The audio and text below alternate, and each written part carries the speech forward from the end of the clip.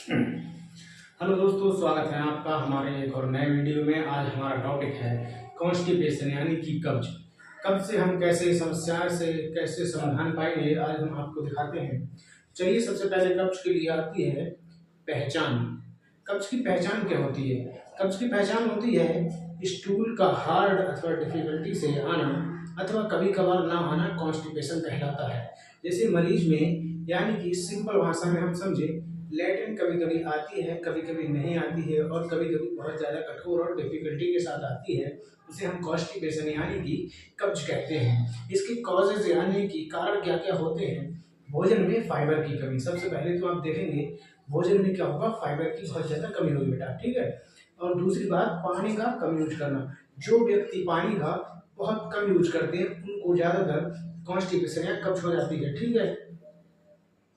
भोजन में फलों और सब्जियों का कमी करना। जैसे कुछ लोग होते हैं जो ज़्यादातर मांस मछली अंडे का ज़्यादा सेवन करते हैं, उनको ज़्यादातर कॉन्स्टिपेशन हो सकता है।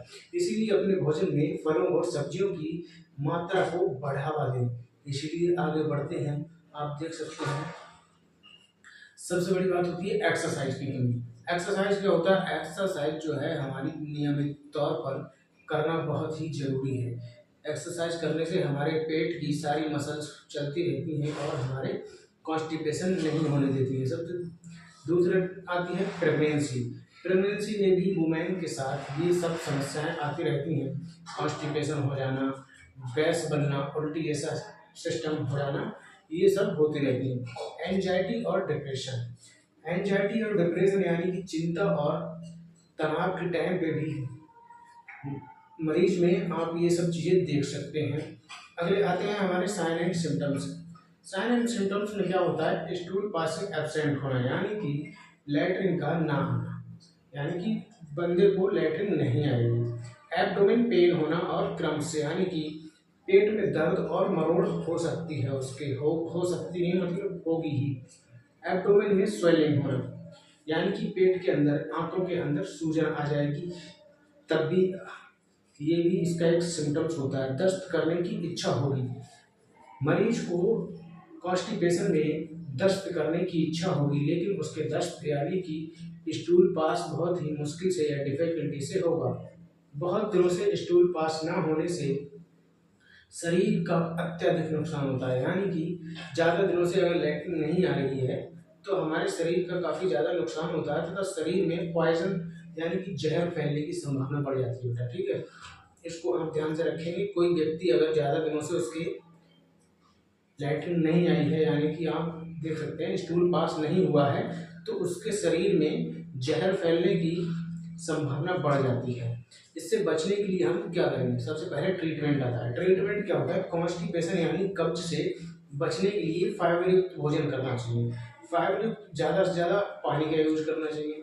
अब ज़्यादा से ज़्यादा पानी और फाइबर का यूज करने के लिए हमें सबसे पहले क्या होता है, जैसे पियर्स यानी कि नाशपाती। नाशपाती में बहुत ज़्यादा अच्छा फाइबर पाया जाता है। स्ट्रॉबेरीज, एवोकाडो, एप्पल्स, ऐसी रैपबेरीज और बनानास, कैरेट, बीटरूट यानी कि चुकंदर वगैरह, ये सब चीज़ों में अच्छे से फाइबर पाया जाता है। ब्रोकली हो गई, ब्रूसेल्स स्पोर्ट्स हो गया, ये लेटेंस यानी कि दालें वगैरह हो गई, और किडनी बीन्स यानी कि राजमा हो गई। इन सब चीज़ों में बहुत ही रिच फाइबर पाया जाता है। इन सबको खाने से आपका सेहत में बहुत ही अच्छा सुधार पाया जाएगा। आप इस चीज़ को मरीज के लिए एज अ डाइट प्रेफर कर सकते हैं, ठीक है। अब अगले आते हैं, अगले क्या चीज़ है? अगर किसी भी प्रकार की दवा से कॉन्स्टिपेशन है, जैसे कई मरीजों को लगातार एंटीबायोटिक दवाएं चलती रहती हैं, जैसे कोई पेशेंट है, शुगर का पेशेंट है, बीपी का पेशेंट है, या वैसे कोई और समस्या है उसे, तो वो दवाएं चलती रहती हैं। कुछ दवाओं से क्या होता है, हमें कॉन्स्टिपेशन हो जाता है, यानी कि हमारा स्टूल पासिंग होना लगभग बंद हो जाता है। इसलिए उस दवाओं को, ऐसी समस्या आए तो तुरंत ही उन दवाओं को बंद कर देना चाहिए और हमें अपने फाइबर रिच फूड की तरफ ध्यान देना चाहिए, ठीक है। इसके लिए टैबलेट या फिर आती हैं सिरप, या क्या होते हैं टैबलेट क्या होती हैं, इसकी सबसे पहले टैबलेट आती है जूलैक्स, या फिर डल्कोफ्लैक्स। जूलेक्स टैबलेट ये देखते हैं मार्केट में बहुत ही कम तरीके से मिलती है, लेकिन डल्कोफ्लैक्स जो है बहुत ही आसानी से हमें मिल जाती है। डल्कोफ्लैक्स टैबलेट में क्या बीसाकोडिल नाम का ड्रग्स पाया जाता है। ये ड्रग्स जो है हमारे स्टूल को सॉफ्ट करके पास होने की अनुमति देता है, यानी कि हमारी जो स्टूल हार्ड हो गया है, यानी कि हमारी लैट्रिन जो है नहीं उतर रही है, वो जो हार्ड हो गई है उसको आसानी से उतरने में मदद करता है ये बीसाकोडिल ड्रग्स। ठीक है, इसकी डोजेस क्या होती है? इसकी डोजेस होती है 2 टैबलेट, यानी कि 2 टैबलेट रात को सोते समय गुनगुने पानी से देना चाहिए। जैसे हम सोने जा रहे हैं तो 2 टैबलेट इसमें से या फिर इसमें से दो टैबलेट, दोनों में से एक टैबलेट लेंगे और गर्म पानी से रात को सोते समय इसे ले लेंगे, हमें काफ़ी अच्छा रिलीफ मिलने वाला है।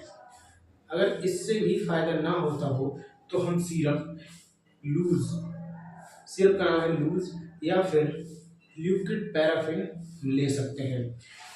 लूज और लिक्विड पैराफिन दोनों ही लगभग सेम चीज़ें हैं। ड्रग इसमें लिक्विड पैरा लूज सिरप में आता है लैक्टोलोज सॉल्यूशन। ठीक है, लैक्टोलोज सॉल्यूशन हमारे स्टूल को सॉफ्ट करने में मदद करता है। इसकी डोज क्या होगी? 30 ml रात को सोते समय देना चाहिए। हमें रात को सोते समय 30 ml इस सिरप में से सॉल्यूशन में से ले लेंगे तो हमारा स्टूल जो है हार्ड से सॉफ्ट हो जाएगा और उसे आने में आसानी होगी। अगर फिर भी अगर रिलीफ ना हो तो हम 500 ml साबुन का पानी अथवा 30 ml ग्लिसरीन एनिमा के तौर पर दे सकते हैं।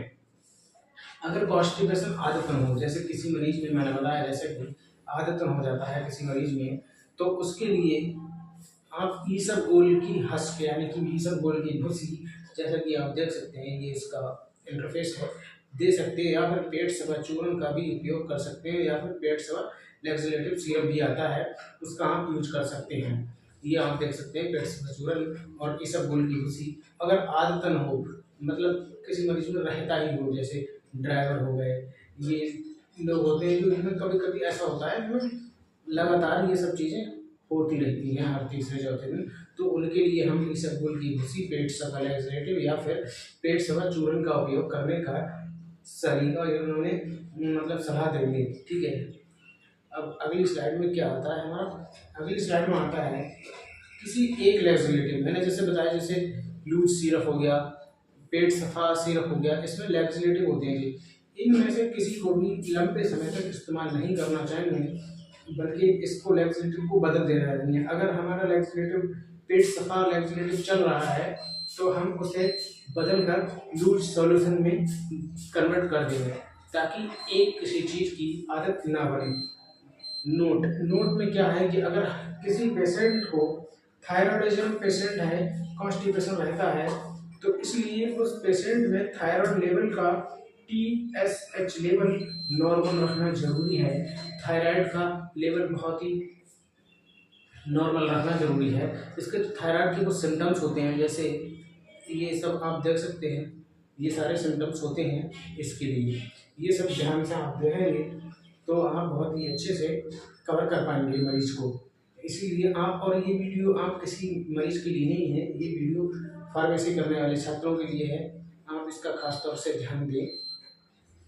अब हमारा आता है पर्चा। पर्चा कैसे बनाएंगे? कोई मरीज आया, कहने लगा हमें पेट में समस्या है, हमारी लैट्रिन नहीं आ रही है, तो हम क्या करेंगे? उसको सबसे पहले उसके सिम्टम्स देखेंगे। सिम्टम्स क्या होंगे? अगर लैट्रिन एक दो दिन से नहीं आ रही हो, पेट में मरोड़ है, दर्द हो रहा है, तो हम उसे डल्कोफ्लैक्स OD दे देंगे 2 टैबलेट सुबह शाम, ना शाम को सोते टाइम।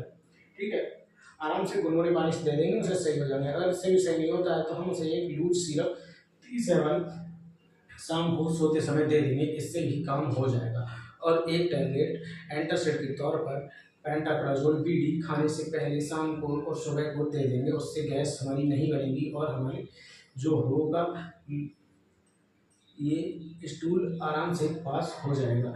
या फिर अगर इससे भी ना हो, अगर उस मरीज में समस्या है, मतलब लगातार कॉन्स्टिपेशन बने रहने की, यानी कि कई दिन हो गए, महीने में हो जाता है, हर तीसरे दिन हो जाता है उसे, तो हम क्या करेंगे? उसे इसबगोल की भूसी, पेट सेवा सिरप या फिर पेट सेवा चूर्ण दे देंगे और ज़्यादा से ज़्यादा पानी पीने की उसे सलाह देंगे, ताकि उसका कॉन्स्टिपेशन जो है वो अंदर लूज होता रहे और हमारे आराम से आसानी से उसको निकलने की जगह मिलती रहे। अगर इससे भी नहीं होता है तो आप अपने हायर अथॉरिटी के पास रेफर कर सकते हैं। फिलहाल तो इतना ही, आज के हमारे टॉपिक में इतना ही है। अगले स्लाइड में क्या है, अगले स्लाइड में कुछ नहीं, थंबनेल है।